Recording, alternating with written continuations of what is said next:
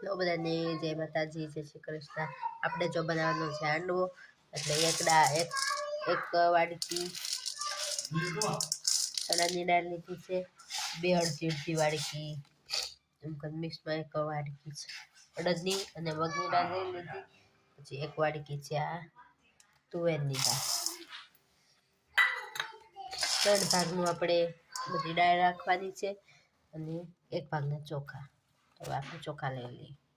જો આપણે 1 વાડકી ચોખા છે, આ ખીચડિયા ચોખા લેવાના છે। આપણે 3 વાડકી છે તો આપણે 1.5 વાડકી ચોખા રાખશું। ચોખા આને બધું મિક્સ કરી ધોઈ સારા પાણીથી ધોઈ અને પલાળી દેવાની છે। બધી દાળને મિક્સ કરીને હવે ધોઈને પલાળી દઈએ। જો આવી રીતે આપણે બધી એને ધોઈ નાખશું તો 2 હાથે બધી વાર।